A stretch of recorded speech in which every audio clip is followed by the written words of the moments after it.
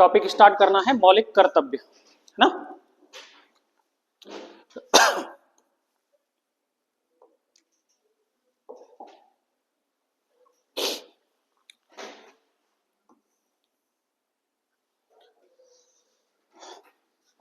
हमने भाग 3 पढ़ा। भाग 3 में क्या था? मौलिक अधिकार, फंडामेंटल राइट्स। कहां से कहां तक? अनुच्छेद 12 से 35। मूल अधिकार कहां से लिए गए थे? अमेरिका के संविधान से। कहां से लिए गए थे? दूसरा हमने पढ़ा भाग 4। भाग 4 डीपीएसपी, राज्य के नीति निर्देशक सिद्धांत, जिनको द्वितीयक मूल अधिकार या भविष्य में प्राप्त होने वाले मूल अधिकार कहा गया। इनका वर्णन कहां से कहां तक था? और आज टॉपिक स्टार्ट होगा मौलिक कर्तव्य। तो मौलिक कर्तव्य के बारे में सबसे पहली बार तो आप ये समझ लीजिए, फंडामेंटल ड्यूटीज, इसके बारे में सबसे पहली बात तो ये है कि इनका वर्णन मूल संविधान में नहीं था। इनका वर्णन मूल संविधान में नहीं था। इनको संविधान में बाद में जोड़ा गया था। इनको संविधान में बाद में जोड़ा गया था। इसीलिए, क्योंकि बाद में जोड़ा गया, इसीलिए इसको जो अनुच्छेद और जो भाग दिए गए वो डायरेक्ट नहीं थे, इनडायरेक्ट थे। इनडायरेक्ट थे से मतलब क्या है कि भाग इसके लिए दिया गया भाग 4 क। 4 भाग है, उसका क पार्ट जोड़ा गया, ठीक है। और वैसे ही अनुच्छेद दिए गए। अनुच्छेद डीपीएसपी के 51 पर खत्म होते थे, उसको अलग से अनुच्छेद दे दिया गया 51 क। कौन सा अनुच्छेद दे दिया गया? 51 क। 42वां संविधान संशोधन 1976। 42वां संविधान संशोधन कब होता है? अब तक के जितने भी संविधान में संशोधन हुए हैं, उन सभी संशोधनों में सबसे बड़ा संविधान संशोधन 42वें संविधान संशोधन को कहा जाता है। यह संविधान संशोधन 1976 में हुआ था, तथा अब तक जितने संविधान संशोधन हुए हैं उनमें सबसे तीव्र गति से जो संशोधन हुआ है वो 42वां संविधान संशोधन है। सबसे फास्ट हुआ था। और इसके द्वारा संविधान में इतनी ज्यादा चीजें जोड़ी गई कि इसको उप संविधान के नाम से जाना जाता है। क्वेश्चन कई बार पूछा गया है, कौन से संविधान संशोधन को उप संविधान कहा जाता है? तो 42वां संविधान संशोधन। क्लियर है? यानी कि आज का जो टॉपिक है मौलिक कर्तव्य, फंडामेंटल ड्यूटीज, इसका वर्णन भाग 4 में है और अनुच्छेद भाग 4 के का में है और अनुच्छेद 51 के का में है, ठीक है ना। इनके बारे में जो वर्णन दिया गया है वो 42वें संविधान संशोधन 1976 से दिया गया है, ठीक है। कोई दिक्कत तो नहीं है? क्लियर है ये बात है? यानी कि इनका वर्णन मूल संविधान में नहीं था, बाद में जोड़े गए थे, ठीक है। मौलिक कर्तव्यों को हमने यूएसएसआर यानी कि रूस के संविधान से ग्रहण किया था। कहां के संविधान से ग्रहण किया था? अच्छा जी, देखिएगा, आप एक अंदाजा लगाइएगा। आपको केवल अधिकार दिए जाएं और आपके परिवार के प्रति, समाज के प्रति कोई जिम्मेवारी ना हो, आपको केवल बोलने का अधिकार हो, लेकिन क्या बोलना है इसकी जिम्मेदारी आपको ना दी जाए, तो आप बोलने के दौरान तो फिर कुछ भी बकेंगे ना। अंकुश नहीं लगा होगा तो आप गालियां भी बकेंगे। बात समझ रहे नहीं समझ रहे? फिर सामने वाला भी उसी लैंग्वेज में आपसे बात करेगा, तो जो सामंजस्य है क्या वो बना रहेगा? यानी कि नहीं बना रह सकता। और जब नहीं बना रह सकता तो उस सामंजस्य को बनाने के लिए क्या जरूरी है? कर्तव्यों का निर्वहन भी जरूरी है। इसीलिए यदि आपको अधिकार दिए जाएं तो आपको अंकुश लगाना जरूरी होता है आपके ऊपर, और वो अंकुश कर्तव्यों के द्वारा लगाया जाता है। किसके द्वारा? व्यक्ति को अधिकार दिए गए मूल अधिकारों के तहत। व्यक्ति को अधिकार दिए गए किसके तहत? मूल अधिकारों के तहत। तथा व्यक्ति को भविष्य में भी अधिकार मिलते रहेंगे, इनकी भी गारंटी दी गई। किसके तहत? डीपीएसपी के तहत। तो फिर व्यक्ति के कर्तव्य भी तो होने चाहिए भाई। केवल तुम्हारे अधिकार होंगे और कोई कर्तव्य नहीं होगा तो राज्य तो मर जाएगा ना, राज्य जिंदा ही नहीं रह पाएगा। अगर राज्य को जिंदा रखना है और व्यक्ति को भी जिंदा रखना है, दोनों को जिंदा रखना है, तो दोनों की एक दूसरे के प्रति जवाबदेही होनी चाहिए। देश तभी जिंदा रह सकता है जब नागरिक स्वच्छ होंगे, नागरिक जिंदे होंगे। क्योंकि देश का निर्माण, राष्ट्र का निर्माण व्यक्ति के बाद होता है, व्यक्ति से ऊपर नहीं है राष्ट्र। लेकिन राष्ट्र के बिना व्यक्ति भी क्या है, आधार विहीन है, उसकी भी अपनी कोई वैल्यू नहीं है। ये बात बिल्कुल फिक्स है कि राष्ट्र हित सर्वोपरि माना जाता है, इसलिए क्योंकि उसी में व्यक्ति के निहित हित जुड़े होते हैं। राष्ट्र व्यक्ति से ऊपर नहीं है, लेकिन व्यक्ति के जो हित हैं वो भी तभी तक जिंदा हैं जब तक वो राष्ट्र के हितों को साधे हुए हैं। इस बात को समझ रहे हैं भाई? राष्ट्र तो उस समय पर भी था जब अंग्रेजों का हम पर शासन था, तो फिर हम इतने उतारू क्यों थे उस जुए को उतारने के लिए? इसीलिए ना, क्योंकि वो गलत था। मतलब बात समझ में आ रही है? नहीं क्लियर? कोई दिक्कत तो नहीं है? तो राष्ट्र का निर्माण भी जरूरी है, और राष्ट्र का निर्माण तभी संभव है जब आप अगर कर्तव्य लेते हैं तो आप जब आप अधिकार लेते हैं तो फिर अपने कर्तव्यों का भी निर्वहन करें। क्लियर है? तो चैप्टर का मूल संदेश आज का यही है, मौलिक कर्तव्य। ये क्या कह रहा है? आपके कर्तव्यों के निर्वहन के बारे में बात करेगा। मौलिक कर्तव्य का वर्णन भाग 4 के कामे, अनुच्छेद 51 के कामे, इसको बाद में जोड़ा गया है 42वां संविधान संशोधन 1976 के द्वारा, तथा हमारे संविधान में इसे कहां से लिया गया है? रसिया से लिया गया है। ये व्यक्ति की जिम्मेदारी यानी कि राज्य के प्रति नागरिक के कर्तव्यों का निर्वहन करता है। क्लियर है? अगली बात, सबसे पहली बार मौलिक कर्तव्य किसी देश में लगाए गए तो वो देश था जापान।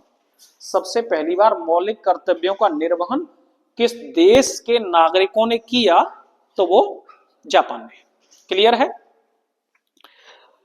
मौलिक कर्तव्य न्यायालय में अपरिवर्तनीय है, यानी कि मौलिक कर्तव्यों का न्यायालय परिवर्तन नहीं कर सकता। तीसरी बात इस पर हम डिस्कशन कर लें, हमने कल पढ़ा था फंडामेंटल राइट पर परिवर्तन न्यायालय द्वारा हो सकता है, लेकिन डीपीएसपी में परिवर्तन नहीं हो सकता। वैसे ही फंडामेंटल ड्यूटी में भी परिवर्तन नहीं हो सकता। डीपीएसपी व्यक्ति के लिए क्या है? भविष्य में प्राप्त होने वाला मूल अधिकार है, लेकिन राज्य का क्या है? कर्तव्य है। डीपीएसपी दो तरफा है। डीपीएसपी में दोनों बातें हैं। डीपीएसपी क्या है? राज्य का तो कर्तव्य है, और व्यक्ति को भविष्य में प्राप्त होने वाला क्या है? मूल अधिकार है। लेकिन मूल अधिकार एक ही है, वो व्यक्ति को राज्य के द्वारा दिया गया अधिकार है, और मूल कर्तव्य भी एक ही है। यहां नागरिक राज्य के प्रति अपनी जिम्मेवारियों को उठाने के लिए तैयार रहता है। यानी कि मूल अधिकारों में परिवर्तन हो सकता है, लेकिन डीपीएसपी में और फंडामेंटल ड्यूटी में कोई परिवर्तन नहीं हो सकता है। क्लियर है ये सारी बातें? आगे बढ़ते हैं।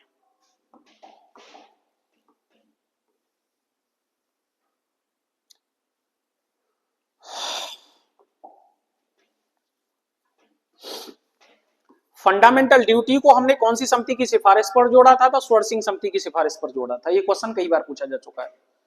मौलिक कर्तव्य कौन सी समिति की सिफारिश पर जोड़े गए? तो स्वर्ण सिंह समिति की सिफारिश पर जोड़े गए तथा वर्मा समिति की सिफारिश पर लागू किए गए। दोनों क्वेश्चन अलग अलग है। जोड़े कौन सी समिति की सिफारिश पर गए? स्वर्ण सिंह समिति की सिफारिश पर। और लागू कौन सी समिति की सिफारिश पर किए गए? तो वर्मा समिति की सिफारिश पर। क्लियर है? किसके द्वारा जोड़े गए? 42वां संविधान संशोधन 1976। जब पहली बार मौलिक कर्तव्यों को जोड़ा गया था उस समय मौलिक कर्तव्यों की संख्या थी 10, और वर्तमान में मौलिक कर्तव्यों की संख्या है 11।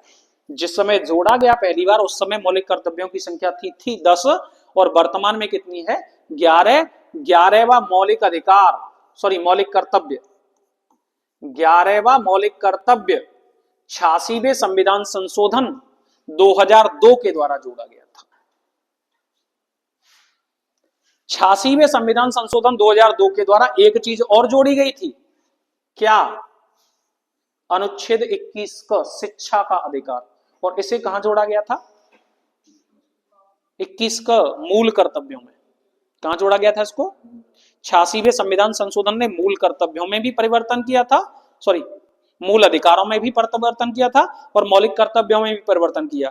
मूल अधिकारों में परिवर्तन किया था क्या? 21 का, जिसके तहत शिक्षा के अधिकार को क्या बना दिया गया था? मूल अधिकार बना दिया गया था 6 से 14 वर्ष की उम्र के लिए, तथा 11वां मौलिक कर्तव्य जोड़ दिया गया था। ठीक है, कोई दिक्कत? तो जब मौलिक कर्तव्य जोड़े गए उस समय कितने मौलिक कर्तव्य थे? 10, और वर्तमान में मौलिक कर्तव्यों की संख्या कितनी है? 11। क्लियर है ये लाइन? आगे बढ़ते हैं। जैसा कि हमने बताया है कि मूल अधिकार में मूल अधिकारों का, सॉरी एफडी यानी कि मौलिक कर्तव्यों का मूल संविधान में वर्णन नहीं था। एफडी के निर्वहन न करने पर सजा नहीं दी जा सकती है।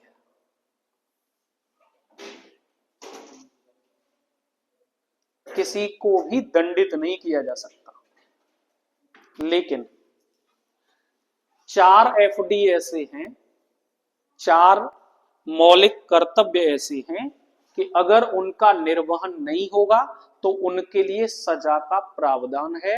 और ये कौन कौन सा है? नंबर 1, नंबर 7, नंबर 9 और नंबर 11। 1, 7, 9 और 11, 1, 7, 9 और 11। अभी 1, 7, 9 और 11 क्या क्या है वो समझिएगा। एक एक करके अब हम सबसे पहले मौलिक कर्तव्यों को पढ़ते हैं। ठीक है, टोटल मौलिक कर्तव्यों की संख्या कितनी है बच्चा?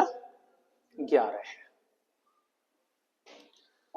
सबसे पहला मौलिक कर्तव्य है, प्रत्येक नागरिक का यह कर्तव्य है कि वह संविधान का पालन करे एवं उसके आदर्शों, उसकी संस्थाओं, उसके राष्ट्रध्वज और उसके राष्ट्रगान का भी आदर करे।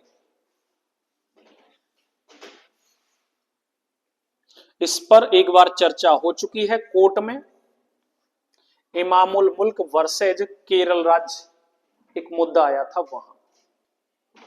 ठीक है, तो पहला मौलिक कर्तव्य क्या है? जो नागरिक है उसका यह कर्तव्य है कि वो संविधान का पालन करे। केवल संविधान का पालन करने से मतलब होता है कि संविधान में जो नियम है उनको माने, उसके आदर्शों को माने। संविधान के आदर्श क्या हैं? समाज में एकता स्थापित करना, भाईचारे का वातावरण स्थापित करना, सभी को एक जैसे न्याय से शासित करना, सभी के भातृ प्रेम, राष्ट्र प्रेम तथा भ्रातृत्व को जन्म देना, ये उसके आदर्श हैं। सत्यमेव जयते, हमेशा सत्य की ओर वृद्धि करना, ये सब उसके आदर्श हैं।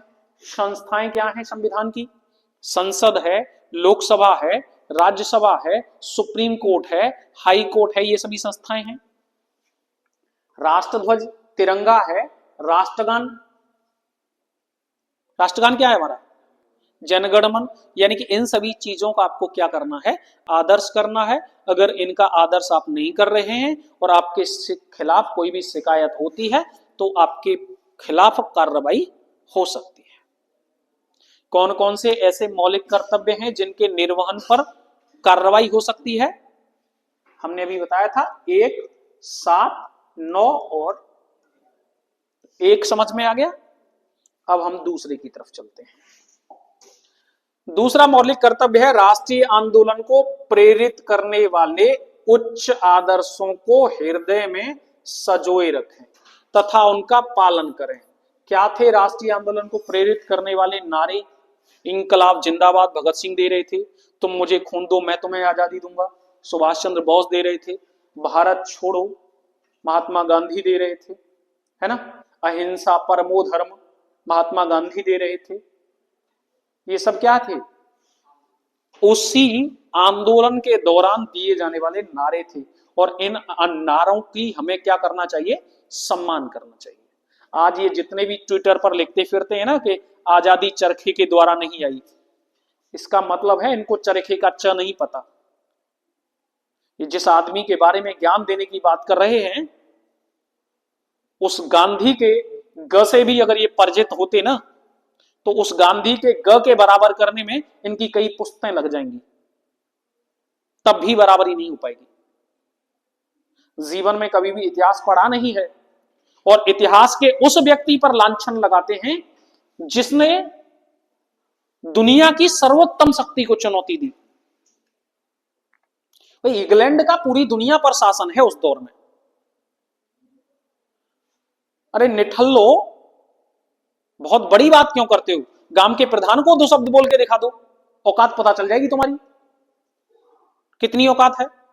और वो आदमी किसको चुनौती दे रहा है? अंग्रेजों को, उन अंग्रेजों को जिनका शासन उस दौर में पूरी दुनिया में है, पूरी दुनिया में। उस पर तुम टीका टिप्पणी कसोगे? तुम ये बताओगे कि आजादी चरखे के द्वारा नहीं आई? तुम्हारा हीरो नाथूराम गॉडसे है? उस आदमी का पूरे राष्ट्रीय आंदोलन में कहीं कहीं भी कोई वर्णन हो, बता दो कोई इतिहास पढ़ने वाला कोई भी। मतलब अचानक से कोई भी आदमी आया, गोली मार करके चला गया और वो तुम्हारा हीरो हो गया, कैसे?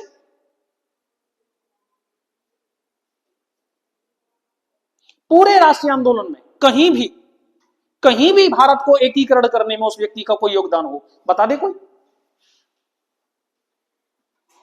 समस्या लेकिन क्या है? बच्चों को गुमराह करने वाली दौर सोशल मीडिया का चल रहा है। बच्चा पढ़ने पर कम और सोशल मीडिया पर दौड़ने पर ज्यादा, इन्फ्लुएंसर बनने पर ज्यादा जोर दे रहा है। और इन्फ्लुएंसर कैसे हैं हमारे यहाँ? हेलो देखिए मैं लैटरिन करती हुई, हेलो देखिए मैं हिंगती हुई। मतलब ये क्या हो रहा है पूरी दुनिया में? समझ में नहीं आ रहा है, कुछ भी बके जा रहे हैं, कुछ भी। मतलब वो इन्फ्लुएंसर हैं जिनको अपने परिवार में बोलने की 2 पैसे की सभ्यता नहीं, वो इन्फ्लुएंसर है। और वो लोग, उनसे प्रेरित होकर के आप लोग ज्ञान दोगे गांधी पर? गजब है भाई। उनसे ही प्रेरित हो तो ऐसे ही 2 शब्द अपने घर में बोल के दिखा दो ना, पता चल जाए। मतलब शर्मदार पिताजी होते हैं, डंडा मार मार करके ना हड्डियां तोड़ देंगे तुम्हारी, औकात पता चल जाएगी अभी।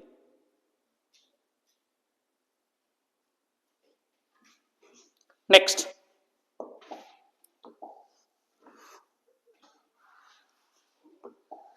तीसरा, भारत की प्रभुता, एकता और अखंडता को बनाए रखना। ठीक है, इसका वर्णन हम पहले भी पढ़ चुके हैं। चौथा, देश की रक्षा करना सर्वोपरि धर्म होगा। 5वां, भारत के सभी लोगों में समरसता, समान मातृत्व की भावना का निर्माण करना। लेकिन क्या वास्तव में ऐसा हो रहा है प्रेजेंट में? प्रेजेंट में तो ये हो रहा है कि ये हिंदू, ये मुस्लिम, मुस्लिम खतरे में कि हिंदू खतरे में, बस 2 ही चीज खतरे में। वो बात अलग है कि एक हुआ खतरा ना है, क्योंकि अगर एक दूसरे को किसी से खतरा रहा होता तो इतना दौर हो चुका है। मुस्लिमों का भारत पर सबसे पहली बार आक्रमण कब हो रहा है? 1000वीं शताब्दी में। और 1000वीं शताब्दी को आज गुजरे हुए 1000 से भी ज्यादा साल हो चुके हैं। यानी कि 1000 से ज्यादा सालों में वो मुस्लिम हमको नहीं मार के खा पाए तो वो कैसे मार लेंगे? और 1000 सालों में हम हिंदुओं ने उन मुस्लिमों को नहीं मारा तो अब कैसे मार देंगे?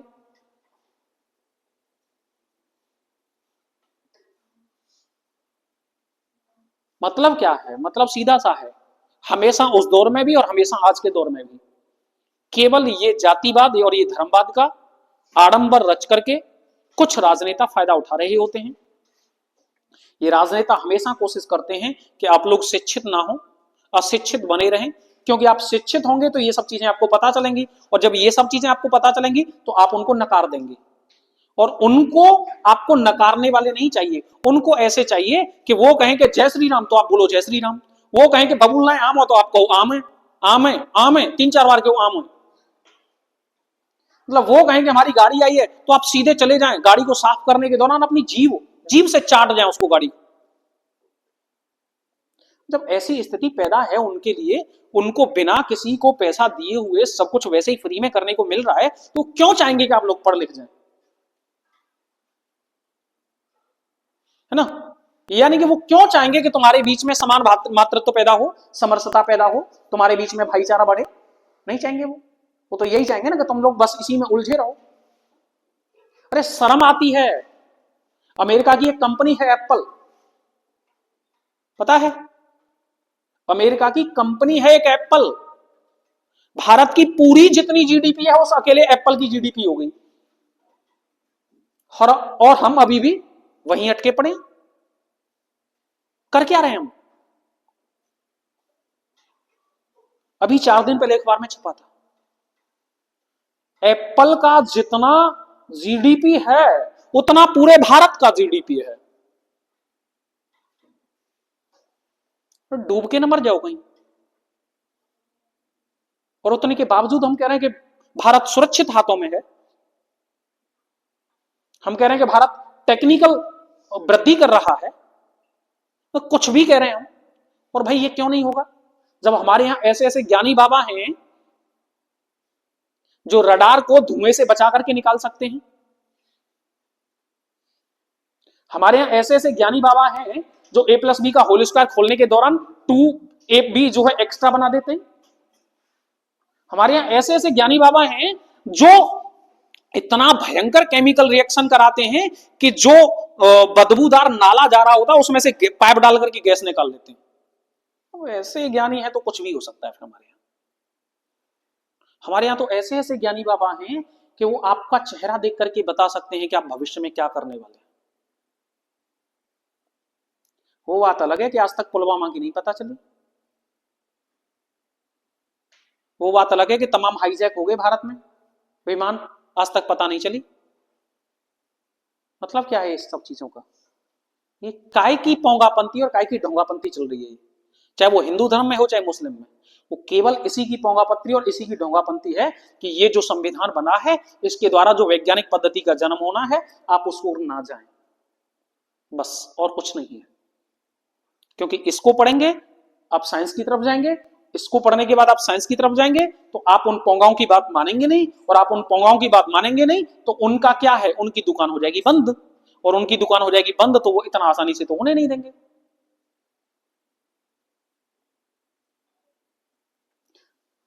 अभी हाल ही में घटना आई है, कल परसों की ही, गुजरात में एक जमीन है 1800 करोड़ रुपए की। इस जमीन को किसी विशेष व्यक्ति को सरकार ने 300 करोड़ रुपए में बेच दिया है।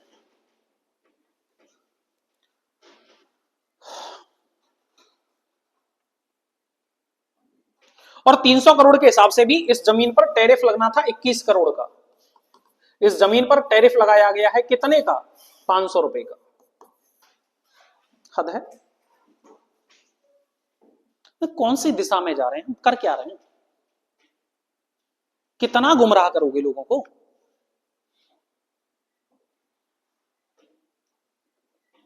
ऊपर से कहते हो कि व्यक्ति जो है, नागरिक जो है मौलिक कर्तव्यों का निर्वहन नहीं करता। अरे तुमने छोड़ा कहां है उसको नागरिक?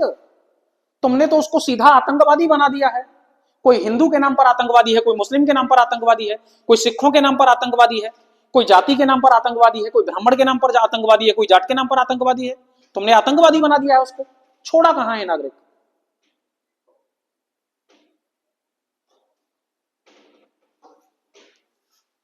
नेक्स्ट, छठा,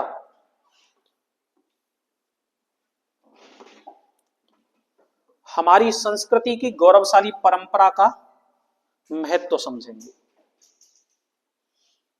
हम किस संस्कृति के जन्मदाता हैं उस पर फोकस करिएगा। हम वंशज हैं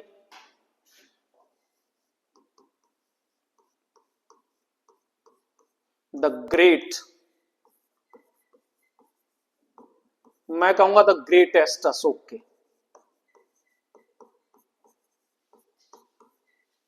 वो अशोक जो पूरी दुनिया को बात सिखलाता है, क्या?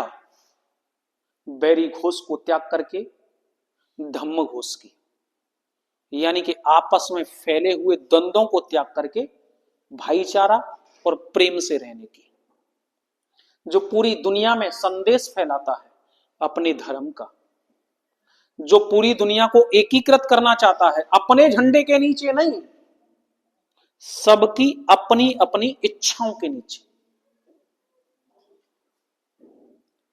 हम वंशज हैं उस गांधी के जो अपने देश को आजाद कराने की लड़ाई बाद में लड़ता है, अफ्रीका को पहले आजाद करा के आता है।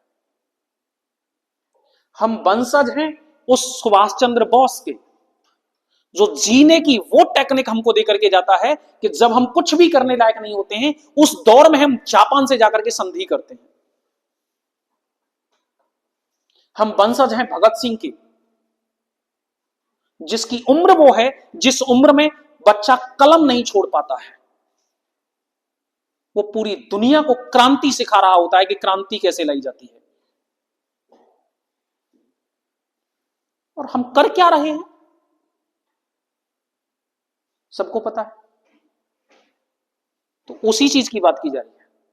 अगली बात 7वीं,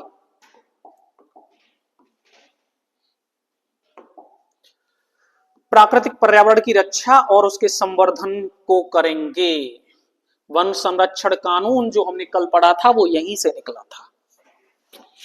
अगर आप वनों को काटेंगे और उन वनों की वजह से प्रकृति असंतुलन में आएगी तो आपके खिलाफ कार्रवाई हो जाएगी। आपने सामान्य सुना भी होगा कि कोई भी वृक्ष अगर किसी रास्ते के किनारे खड़ा हुआ है और हरा भरा है और आपने उसको काट दिया तो आपके खिलाफ एफआईआर हो सकती है। समझ रहे हैं ना? तो ये कहां से हो रही है एफआईआर? मौलिक कर्तव्यों से। इसका मतलब है आपने अपने कर्तव्यों का निर्वहन नहीं किया। ठीक है ना? क्लियर है? नेक्स्ट 8वां, वैज्ञानिक दृष्टिकोण को अपनाएंगे, धार्मिक दृष्टिकोण नहीं। पूरा संविधान कहीं धर्म के बारे में बात नहीं करता, कहीं नहीं कह रहा, न हिंदू न मुस्लिम न सिख न ईसाई न बौद्ध न जैन। पूरा संविधान बस एक ही बात कह रहा है कि भारत में जो रह रहा है वो नागरिक है, और वो नागरिक है इसका मतलब क्या है? वो सामाजिक प्राणी है। क्लियर है ना? नेक्स्ट 9वां, सार्वजनिक संपत्ति की रक्षा करेंगे और हिंसा से दूर रहेंगे। पता चली कि रेलवे लाइन बिछ रही है कहीं पर और आप उसका गाटर उठा करके चल दिए, कहा है कि घर में लगवाऊंगो, मकान टूटगो, नहीं हो सकता, एफआईआर हो जाएगी। और ऐसी एफआईआर होगी कि आपको जमानत भी नहीं मिलेगी। मैंने क्या कहा था अभी? 1, 7, 9 और समझ गए ना? क्लियर है? नेक्स्ट 10वां,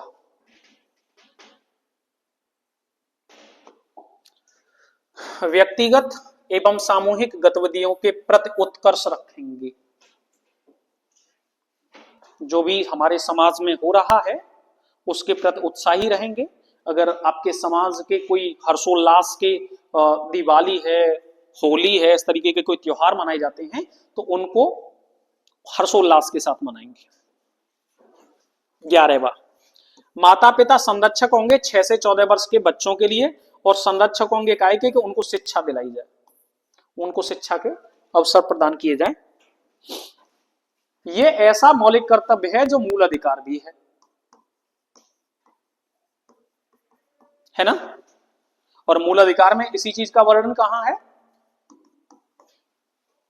ये क्वेश्चन ऐसे भी पूछ लिया गया है, कौन सा मूल अधिकार मौलिक कर्तव्य भी है? समझ गए?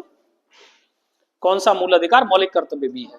तो 6 से 14 वर्ष के बच्चों को माता पिता संरक्षक के तौर पर शिक्षा मुहैया कराएंगे। ठीक है? और अगर ऐसा करते हुए माता पिता नहीं पाए जाते हैं तो उनके खिलाफ कानूनी कार्रवाई हो सकती है। क्लियर? आपके 11 के 11 मौलिक कर्तव्य कंप्लीट हो गए। आगे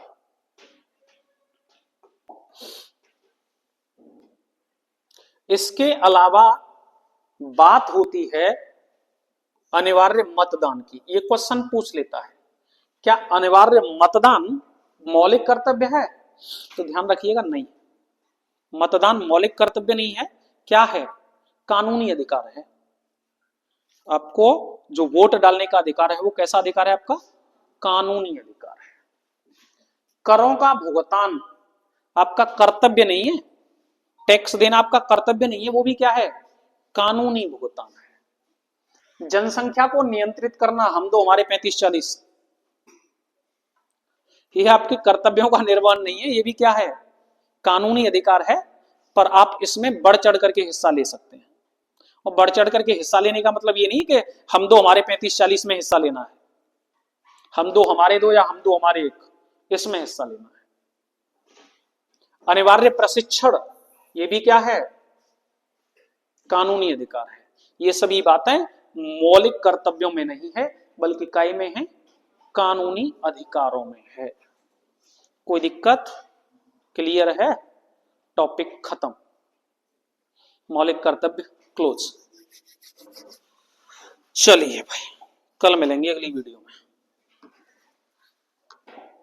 आज चैप्टर ज्यादा छोटा रहेगा, है ना।